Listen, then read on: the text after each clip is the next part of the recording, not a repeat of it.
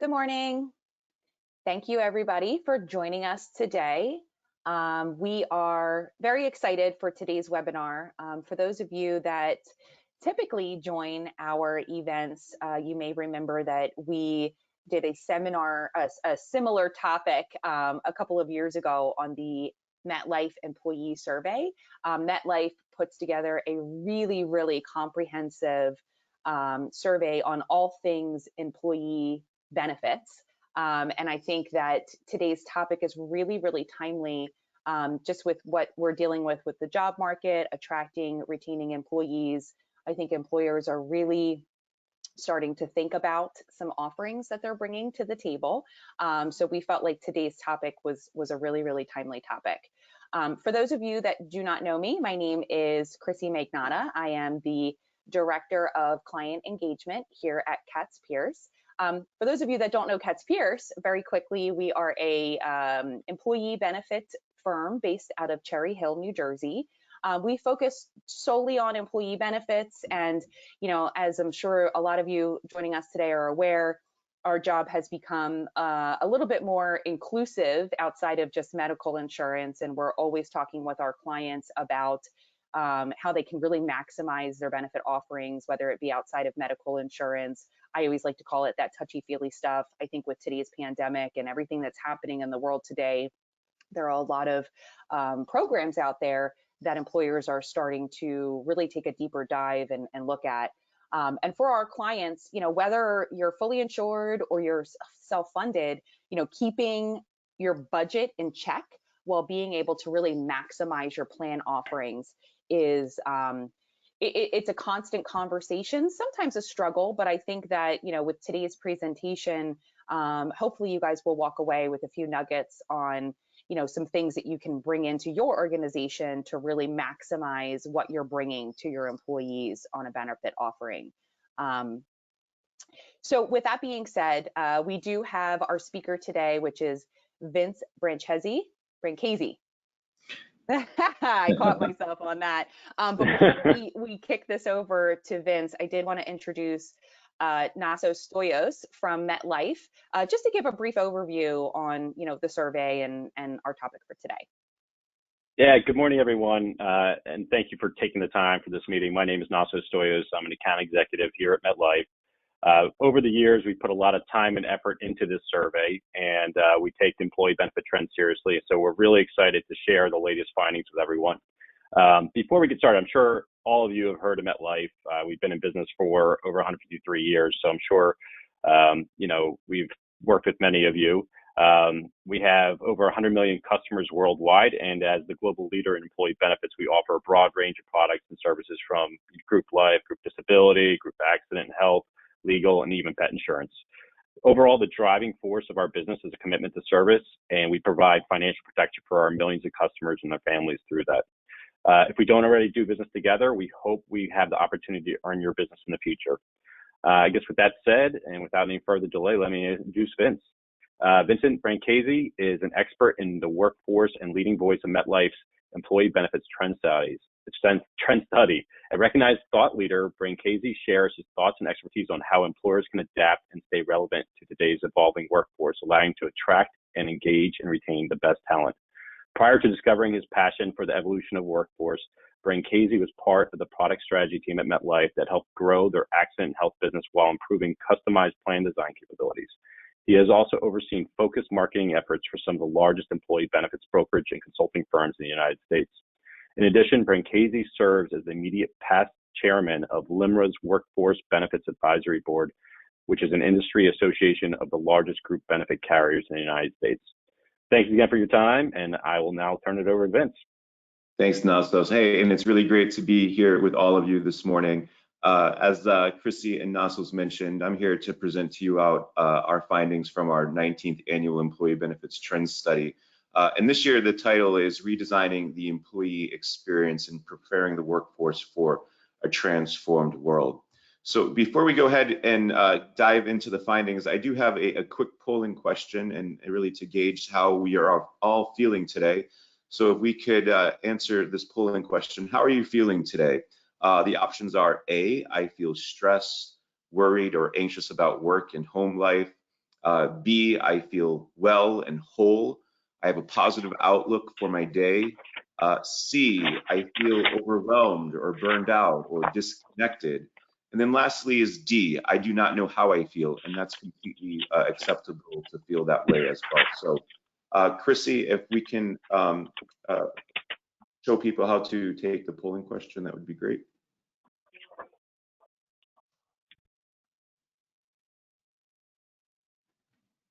Looks like we're getting some answers in. Great. Still getting a couple more answers in, but it looks like we are weighing heavily on the well and whole and have a positive outlook for my day. So that's about 50% of our audience today. About 25%, they don't really know how they feel just yet, so that's okay. It's early in the morning. And then about 15% feel stressed, worried, or anxious about work or home life. Very interesting. So I hope as we go through today's findings, we'll be able to make this all seem a little bit more relevant to what's happening out there across the workforce. In April 2021 of this year, the term the Great Resignation surfaced, and that was because 4.1 million people left the workplace. More recently, according to data that was released by the Bureau of Labor Statistics 2 Tuesdays ago, there were 4.3 million Americans that quit their jobs in August, and this has resulted in a 2.9% quit rate across the workforce. And really, as employers, you all are in a war for talent right now. The world of work is changing fast, and with this change, there's new and unprecedented demands along with new challenges. The workforce is experiencing an acceleration in automation and digital transformation, and this is because of the global pandemic. There's also changes in demographics as well as employee expectations, and this is affecting what all of you are doing and how you're doing this and how you're approaching the workplace. There's a great thought leader in our space by the name of Simon Sinek, and he can be quoted as saying, "It doesn't matter how mature your industry or your organization is, you are a startup." So when you take a step back and think about the journey that your organization has to overcome over the last 18 months, those employees, your departments, and really the industry that you all operate in, we had to really recreate ourselves and reinvent ourselves to succeed in this new era. And this is especially true because across the country, we have businesses that are creating and adapting new operating policies around transitioning work models, as well as the evolving business environment. So things like regulatory changes affecting wage levels. There's the cross-border flow of goods and services. This all equates to greater economic volatility. So it's going to be necessary and strategically sound for your companies to invest in what we're calling the future of work. And really, this is especially true given the massive migration that took place where employees migrated and began working from home. Everyone has been affected by the pandemic, and this is either through family or friends or loved ones. And as employers begin bringing employees back to the office, it's very important that you remember that everyone has had different experiences with COVID-19. Our research shows that 68% of employers are still concerned about their workforce and their families contracting COVID-19. We are seeing our customers and employers take measurable strides to adapt and reinvent their business models to meet these new ways of working. These new ways of working, though, have not diminished the concerns employers have historically had on their workplace. We're still seeing employers concerned about productivity. This continues to trend high. 63% of employers are still, 63% of employers are still concerned about this. We're also seeing employers continue to be increasingly sensitive to the needs of their workforce. And while 60% of employers told us that they're concerned about the competitiveness of their benefit offering as they're in this war for talent. So it's really going to be necessary for employers to enhance their benefit offerings across 4 different areas of health and really place an emphasis on one's physical health, one's mental health, one's financial health, and then overall social well-being. As we continue to push forward here, MetLife, our research highlights what we're calling the trends that will have the greatest impact here in 2021 and beyond. And really, they allow HR leaders and benefit experts to redesign the employee experience and help your workforce prepare themselves for this transformed world. Really, they allow the employer to address and have an opportunity to address areas, again, that focus on the safety and well-being and really the protection needs of your employees. And that's a major theme found throughout our study this year. You know, our research highlights that 51% of employees say that their employer should play a greater role in the safety and protection of their families. And we saw that 72% of employees told us this is more important to them than ever before. From an employer perspective, our research uncovered that their workforce really is better off now than before the pandemic. And we're seeing that 3 in 4 employers continue to agree with this statement. So as we continue to move forward here, we'll look to embrace that statement. You know, as we dive into the details here, our research looks across the impact of the pandemic across 3 different areas here, and you can see that it's had a disproportionate impact amongst the workforce. When we start here with the youngest generation, Generation Z, according to Pew Research, this cohort represents 24 million who are of working age in the Gen Z world. They have high concerns around their financial health. We also saw high levels of poor self-reported mental health, social health, and physical health with this cohort. You know, next was essential workers, and this demographic really has worked tirelessly over the last 18 months, and that's true whether you're in the healthcare space or you're in the warehouse space or a delivery driver. And this group is estimated by the CDC to represent about 74 million. We're continuing to see high levels of concerns with their financial, mental, social, and physical health. And then lastly, we saw a disproportionate impact between women and men, with women reporting higher levels of concern. You know, DEI continues to be a hot button for many employers today.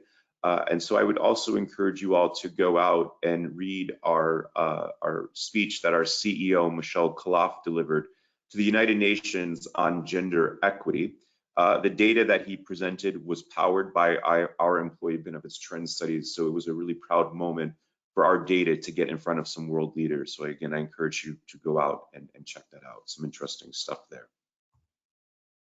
So let's move into our next polling question. You know, what is your organization doing to support or enhance employee well-being? So the poll is open. Your choices are A, flexibility with hours, B, improved mental health programs like EAPs, cost sharing, or telecounseling. C is access to financial wellness programs. D, encouraging and rewarding physical well-being like walking challenges, virtual yoga, meditation classes, wellness credits, or E, all of the above. And interestingly, I participated in a virtual meditation program last week here at MetLife and found it quite interesting and quite satisfying. So again, your choice is A, B, C, D, or E. And Christy, I'll turn it over to you for the results. Okay, yep, it looks like most people have put in their responses. So we're heavily weighted on the flexibility with hours. It seems to be the most popular response, followed by all of the above, and then access to financial wellness programs, which I love to see that 14% answered in respect to that. So about where Great. we stand. Yeah, and really, you know, E here, all of the above, we're seeing a variety of action here across the labor market and across the workforce of how employers are really stepping in to support their employees during these times. So really great to see that those on the phone are taking action as well. You know, when we think about employee safety and protection, it's important to understand and connect this to the workplace of the future. And, you know, our research showed that, well, 74% of all respondents agree that employee safety, protection, and well-being is going to have the greatest impact on the workplace of the future. You know, our research really measured and looks at this through a multi-lens approach, and we've measured well-being over the last 4 years across 4 different areas. And starting from left to right here, you can see that, well, employers' responsibility for the health and their well-being of their employees that jumped almost 15 points from 4 years ago. We're seeing employees being able to manage their work and personal lives and connecting that to productivity. We saw an increase on about 7.9% in that area. Employers continue to be committed to the success of their employees. 8.9% increase there. And then overall, organizations are having their employees' best interest in mind. So again, they're seeing an almost 10% increase there. So again, the shift towards employee well-being has increased over the last 4 years. You can see that the biggest jump occurred between 2020 and 2021 in all areas. And when we take a step back and really think about this, the United States has what I call a broken care infrastructure, and really it falls short of supporting the interconnectedness of an employee's work and life. And well, that's gravely impacted employee mental health as long as workplace culture. So when we think about what the pandemic has done, it has decreased employee productivity. We've seen a decrease in retention. We've seen an increase in absenteeism. And well, we also saw a decline in employees' overall mental health state. So as we begin to look at well-being programs, it's really important that those well-being programs address these areas. So how can we do this, right? This is really time to double down on mental health support. Employees are simultaneously confronting pressures of heavier workloads. We have children at home. There's elder care, there's social justice issues. All of this is affecting the employee's mind. And this is all on top of the ongoing stress that's the pandemic is causing. Over the last 12 months, employee mindsets have changed, and they continue to change at warp speed. And we continue to monitor how employee mindsets have changed. So since April 2020, we've published 4 reports that look at the mental well-being of employees. And as part of research for 2021, we saw that 3 million more employees are feeling stressed. We saw 9 million more employees tell us that they're feeling burnt out. We saw 7 million more employees tell us that they are more depressed now than at the beginning of the pandemic. When we equate this equates to 26% of the workforce telling us that they sought help for a mental health condition over the last 12 months. We saw 48% of those tell us that they did so through an employer's resource. And that's great because that's up 5 percentage points from when we last polled on that question in July 2020. Overall, we saw 70% of respondents tell us that employee mental health, stress, and burnout will affect the workplace of the future. So again, the workplace of the future, that key word. And leaders across the businesses have not really given mental health the required attention it deserves, as leaders have been focused on the here and now of the COVID-19 pandemic. Business leaders and HR leaders, and you really need to continue to connect the dots between business performance, output, and a company's bottom line to those elements of mental health and employee support. And I would say very few employers today have the infrastructure in place to robustly support employee mental health for their employees at scale. So in our conversations with employees, it's really important that we connect the dots between financial well-being and mental well-being and address the two of these in parallel. Our research shows that finances continue to be a top source for the workforce. We saw that 86% of employees that told us that financial stress continues to be a top source of stress for them now and in the future. And when we do a double click here, we can see the top 5 causes of financial stress. We have 48% of employees who are concerned about their ability to retire. And if you follow our EBTS journey over the years, our previous research indicates that Gen X is the most concerned here. 48% of respondents are concerned about their long-term savings accounts. We have 47% who are concerned about their monthly cost of living. And the monthly cost of living continues to increase. About a month ago, there was a report out by the Bureau of Labor Statistics that looks at the increase on those costs of living. That was a 0.6 increase, and they went on to talk about how that was the largest 1 month over 1 month increase that we've seen in the past decade. over the last year, prices have rose on average 2.6% overall, and they're going to just continue to rise, especially with the lack of supplies that we have going on right now. So what does this mean? It means that employees will continue to need help to manage their short and long-term stressors. As HR leaders, it's important that we design our financial wellness programs that allow employees to reach those short and long-term financial goals. So something as simple as going on vacation could be a huge milestone, or even affording that home alteration project can be a celebrated win for the employee. Our research showed that 64% of employees rank financial benefits in their top 5. However, we're only seeing 37% of employers that are continuing to invest or offer these types of benefits. So something to think about here. So ways that employers can address financial health and mental health in parallel. Really here, what we're seeing is, for the first time, the stress that your workforce is experiencing is for some, this is the first, and this is the first that they've experienced this magnitude of stress, depression, and anxiety. And navigating this space is difficult, and many have reported that there's barriers to accessing mental health programs in the workplace. And this is going to be true whether this employee is a senior executive or a junior associate.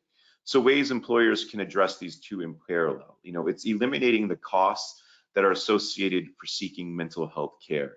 I've seen employers reduce or completely remove the co-pays or co-insurance that's tied to this care underneath their health plan. It's easy to use EAPs. It's reinforcing that employees can seek care anonymously. It's removing the stigma that's about seeking care. And lastly, it's about recommunicating how to use this service. And then lastly, it's around enhancing benefits. So it's things like subsidized childcare instead of on-site childcare. It's tutoring support. New parent support seems to be a big one these days. And then lastly, it's reassessing those existing retirement benefits. These are, again, all highly valued by the employee, and it's a way for you all to address the two in parallel. When we think about addressing mental health and financial health, we really can't do this unless we have a resilient workforce. And COVID-19 has changed the way people live and work, and right now it's created this once in a generation opportunity for employers to increase engagement and productivity in the workplace. Things like teamwork and collaboration and knowledge sharing. Well, this has been disrupted. And again, the workforce continues to experience new challenges along with daily stress tests. So how can we address resiliency in the workplace? Well, through our research, we look at it through 3 different areas. We look at it through self-care, and this provides employees with access to programs like nutrition counseling, health club memberships, and again, mental health support. Next, it's around creating this culture of care in the organization, and this really creates a welcoming environment and invests in managerial training. And then lastly, it's around bolstering resilience by expanding benefit programs and other employee programs. With worker well-being at stake, employers also have to retool and refocus their managerial training for the years ahead. And this is going to be key to creating this culture, this caring culture, and key to creating a resilient workforce. We saw that 77% of employers agree that the role of the manager has evolved since COVID-19.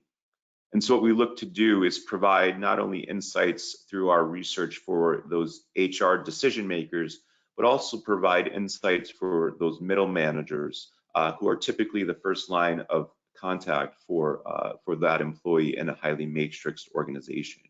We saw through the research that managers themselves told us that they lack many of the skills and training needed to handle sensitive conversations with their direct reports. 37% of employees feel that their managers are not prepared or ready to have those conversations.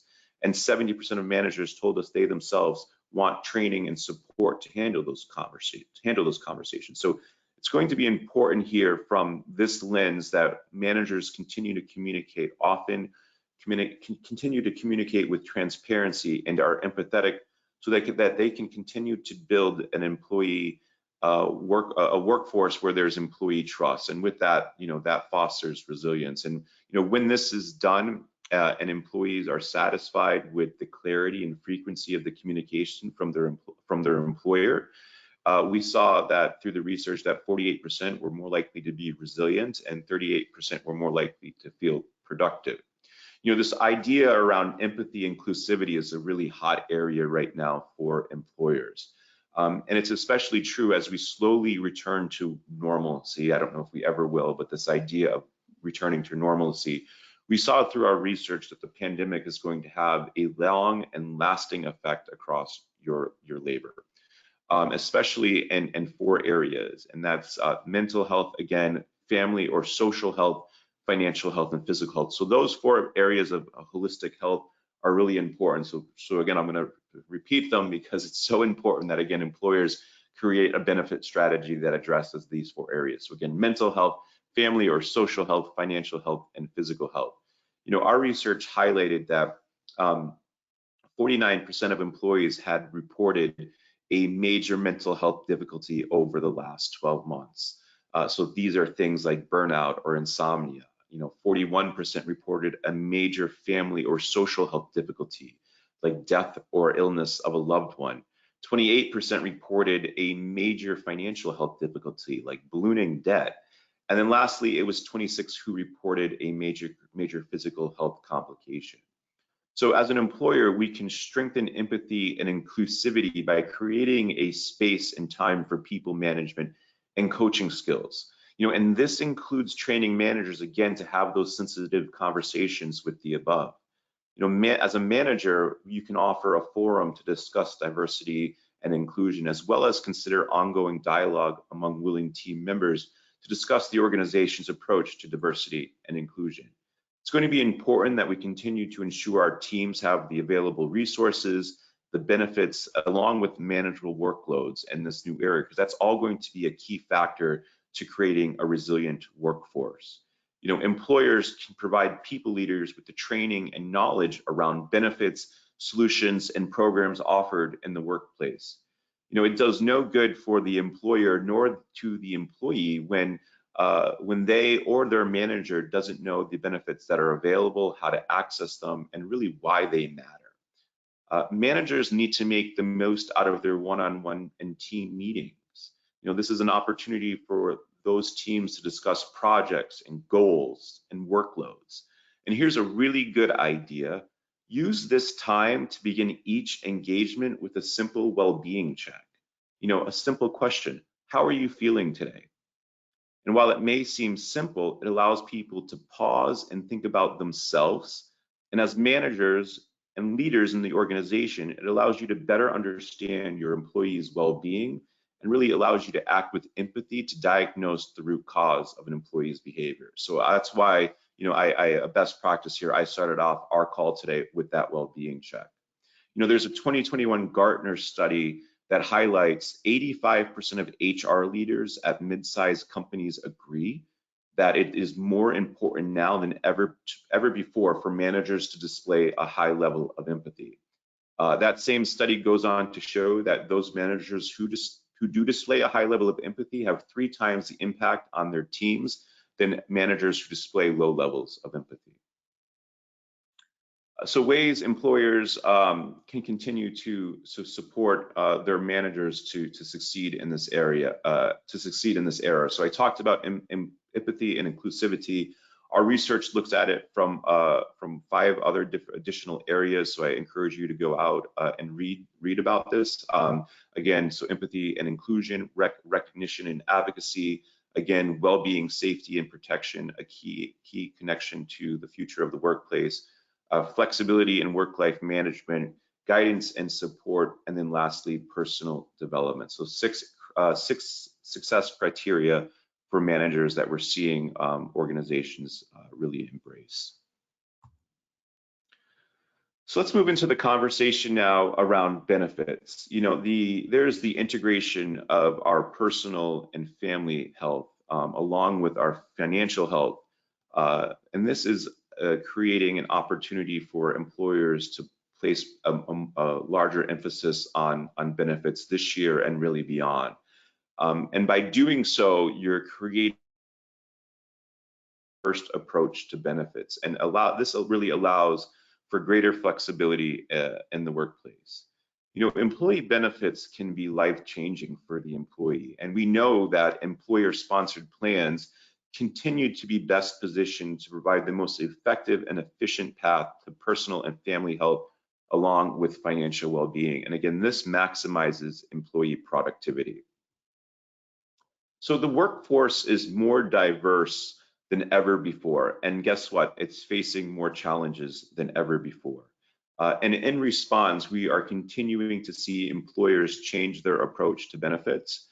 Through our research, we saw that 8 in 10 employers who we surveyed plan to increase the range or level of investment in their employee benefits programs because of COVID-19. And these could be things like childcare options, flex time, telemedicine, and this includes telecounseling, as well as those home office stipends. We are seeing 70% of employers who are investing in new or emerging benefits, and while 64% told us that they are expanding their non-medical benefit programs. Employers are adopting this evolved approach that really allow them to focus again on the safety, protection, and well-being of their employees. So, benefit plans are continuing to evolve to be more holistic. And what's happening here is it's important that as they evolve, that we're moving from a product by product model to a model that really looks at the suite of products so that they work together to address employees' needs and their life stages across a time period, right? Our research shows that 75% of employers are enabling employees to have greater customization of their benefits, and 74% are offering more added value programs. And this can be things like financial wellness programs or time management programs. I mentioned how I participated in a virtual stress meditation event the other day, and I found that to be quite rewarding. So really, to help employers better understand this employee-first approach, what we've done is laid this out through what we're calling a working blueprint to benefits. And this is a holistic view, and really it recognizes and supports the interconnectedness of one's physical, mental, social, and financial health. So again, you can see here on the screen, it's broken down into 6 different categories. The first one is building a healthy foundation, right? And this looks at medical insurance, EAPs, mental health programs, prescription drug coverage. Next we have is enhance your health coverage. This looks at dental insurance and vision insurance. Protect your way of life. This looks at accident insurance, hospital indemnity insurance, critical illness, cancer, disability insurance. And really it's important to call out here that the level of impact that disability insurance has had across the workplace over the last 18 months with COVID. And this also includes absence management and return to work programs. Those were all, MVPs during this time with COVID. Next, it's secure your family's future. This looks at life insurance. Next is safeguard your household. So that's looking at legal and pet insurance, auto and home, and identity theft. And lastly, it's about reaching your financial goals. And this looks at HSAs and 401ks and other financial wellness programs. So again, I encourage you all to go out and really assess your current offering to this blueprint and see how they compare. It's important to note here that through the research, we saw legal, cancer, critical illness, AD&D, and pet insurance were some of the programs where employee interest grew the most from 2020 to 2021. We saw critical illness, 44% of employees consider it a must-have benefit. However, only 29% of employers are offering it. The same with hospital indemnity. There was a 39% of employees were looking for that program, with only 28% of employers offering it. So it continues to be a gap there. When we, a few slides back, I talked about this idea of new and emerging benefits. And it's really important to round this thought out here by highlighting what I mean by that, right? We are seeing 79% of employees who are interested in retirement or retirement insurance benefits, and 79% are interested in some type of guaranteed retirement income options. As a chief human resource officer or an HR decision maker or an HR or a business leader, there continues to be a need to reskill or upskill your current labor, your current workforce. And this is especially true as the workplace continues to evolve and there is a war for talent out there. We saw that employees, 66% of employees are interested in some type of professional development credit or perk. So again, the workforce is continuing to adapt to this changing environment. So here is a great opportunity for employers to take advantage of the skills and training that your workforce is looking for.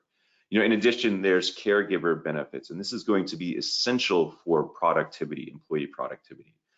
We saw 62% of employees who are interested in this type of care, this type of benefit. And this perk can include things like access to nanny platforms, subsidized backup care, again, new parent support, senior care is big. And then lastly, it's cash subsidies to parents. So again, this is all underneath that umbrella of care benefits. So none of what I've talked about does any good unless we have a strong communication program in place. And it's important that our communication program looks beyond open enrollment. Employee health is a 365-day thing. So it's important as an employer that we take a 365-day approach to communicating our programs and benefits for their well-being. The benefits that I talked about under the working blueprint, again, are only effective against safeguarding employees and protecting them and their well-being if they understand how to use the programs and understand how to access them. We saw 1/3 of employees told us that they don't think their employer's benefits communication plan is easy to understand. We saw more than half of employees wish that they were more informed about their benefits, again, so that they could continue to get value from them.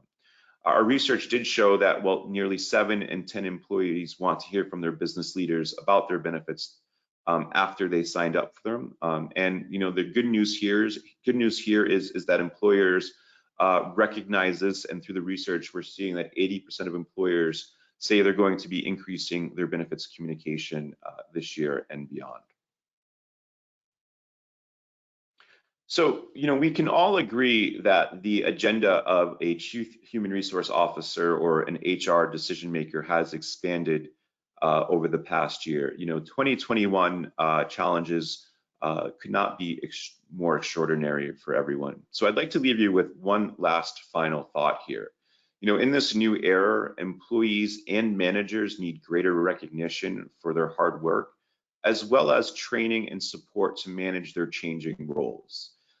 There needs to be a continued guidance around benefits, increased flexibility in the workplace, and really identifying and acting on employee mental health concerns are all going to be direly needed.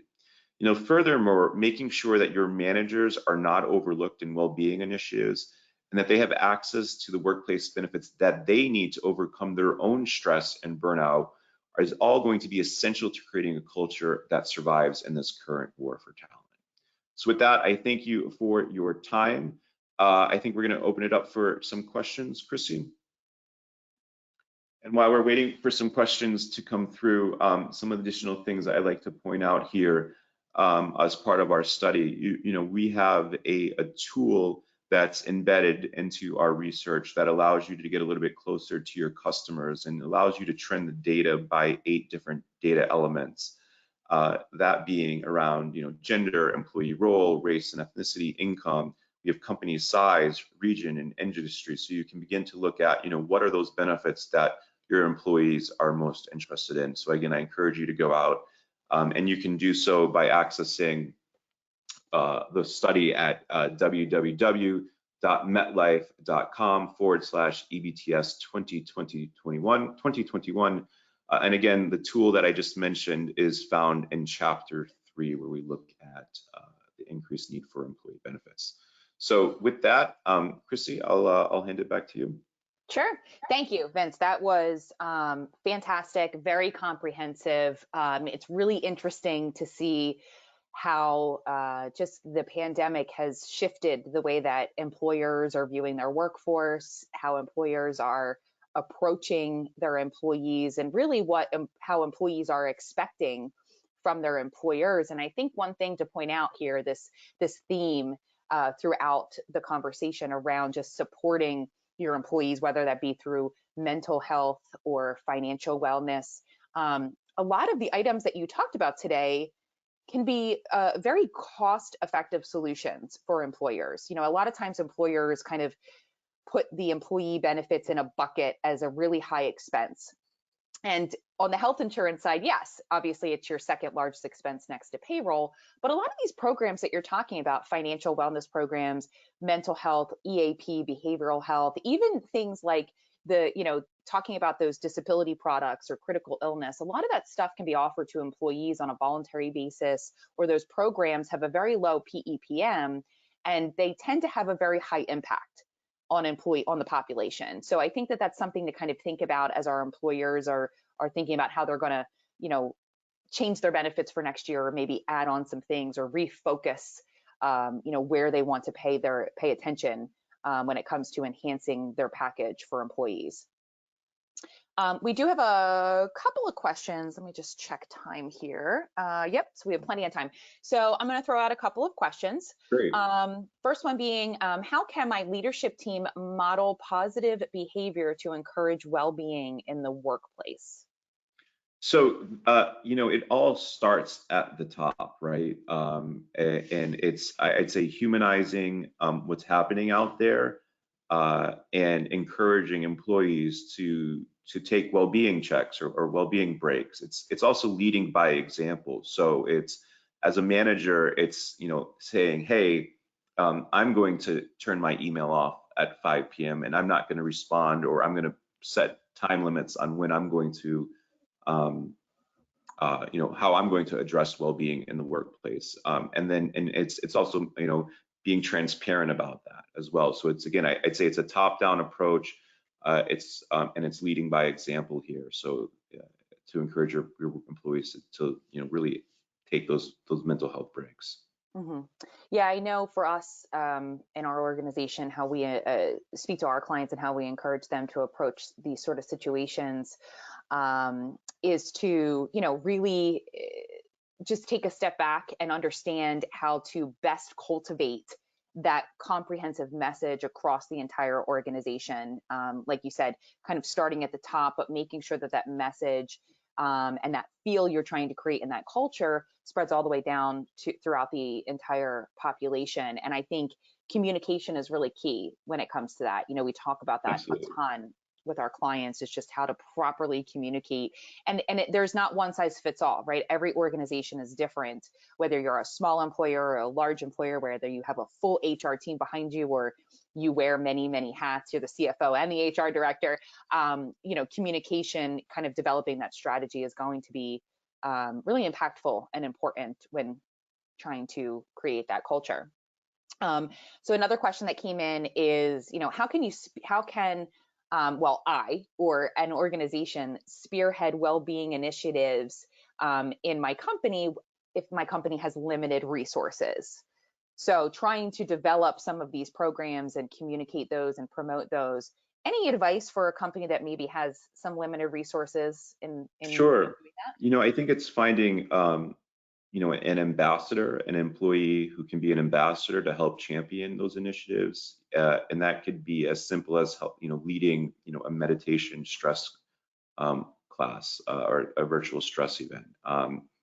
It can be someone who organizes a walking program, a walking challenge. While we may not be in an office together today, we can still, go out on lunch and maybe it's clocking how long we walked.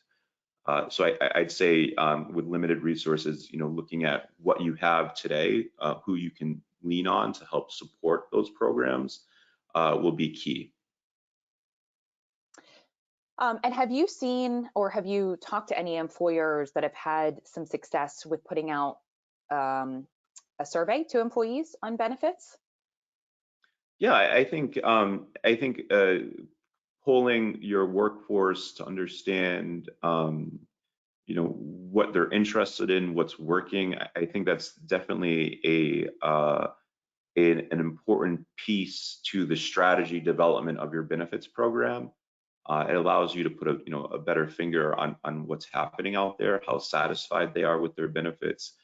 We've seen many employers do this. So this, all industries, all sizes, anonymous survey. It's also important, I think, to do it as not just on benefits, but just understanding their well-being as well. So, I opened up this call with this well-being check. It can be a survey that encompasses, it's a multifaceted survey that looks at an employee's well-being, understands, their workloads, what they're feeling today, how they're going to feel tomorrow. How are they accessing the programs? Do they know that they have an EAP available? Have they used it?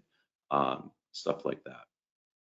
Yeah, I find that is one of the biggest challenges when I'm working with a population is making sure the employees understand and oftentimes remember that they have some of these programs available to them.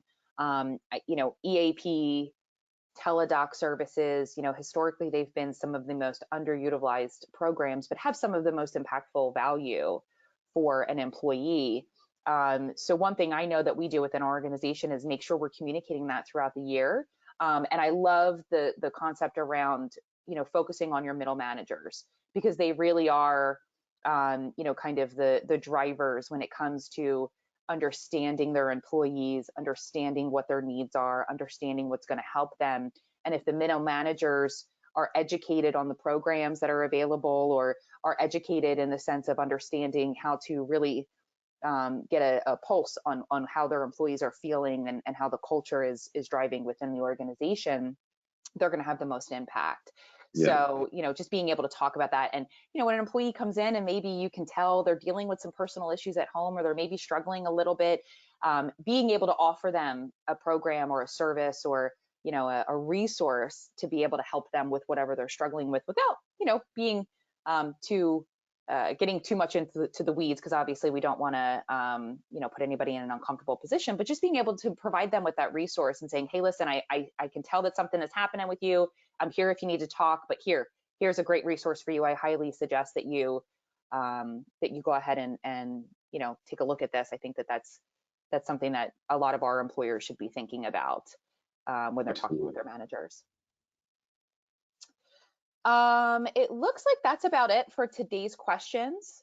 Vince, I don't know if you had anything else that you wanted to add, or anything else you wanted to kind of cap off today's presentation. Any little nuggets you want to leave people with? Sure. So I'd again just like to leave you with the two studies that I talked about today. These are all part of our series in our employee benefits trend study. So again, it was redesigning the employee experience. This was our release back in April. And then our most recent one was around the manager and the stress that middle management has to overcome. That was recently published in September, and that's titled Caught in the Middle: Managers in the Wake of COVID. So again, you can access either of those by going to metlife.com/EBTS 2021 or /managers. And that's what I have. I appreciate the time and the floor today. Great. Yeah, thank you. Looks like we have one more question that came in. Sure. This is all great, but also a heavy lift for small employers struggling to stay profitable. How does a small business that doesn't have an HR department tackle these agenda items? Somewhat similar to the last question, but I don't know if you can speak to that at all. I'd say again, there are things employers can do that don't cost money, right? They just it's getting somebody to rally behind it. So it's finding that ambassador in your organization to help bring people together and problem solve. Again, I say how we talked about the survey here. Anonymous survey, and those results will allow you to kind of create a roadmap, right? It will allow you to better understand the pulse of your employees and be able to think about it a little bit differently. But again, I'm going to point back to my answer again, finding that ambassador within your organization to help organize some well-being events that don't need to cost money, like walking challenges or stress meditation. Yeah, and I love that idea, and that's something I'm going to take away and make sure that I'm talking with our clients about, because I think that that is a great way to get some people engaged, and I think that water cooler talk kind of mentality has a lot of impact on a population as a whole. So thank you, Vince, so much for today's presentation. This was fantastic. For those of you on the call today, if you we will be sending out a follow-up email, but if you have any additional questions, or if you are looking for resources or would like to be connected with MetLife in any way to learn more about what they can offer to employees, please feel free to reach out to us. We are constantly looking for best of breed solutions to be able to bring to our employers for them to then decipher out to their employees. So again, thank you for joining us today and for today's presentation. Thank you to all of our attendees for continuing to support us in our webinars and for joining us for today's conversation. And we look forward to seeing you at our next webinar. Bye. Thanks, everyone. Thanks, Vince. Have a good one. Thanks, Naso. Take care, everyone. Be well. Yep. Take care.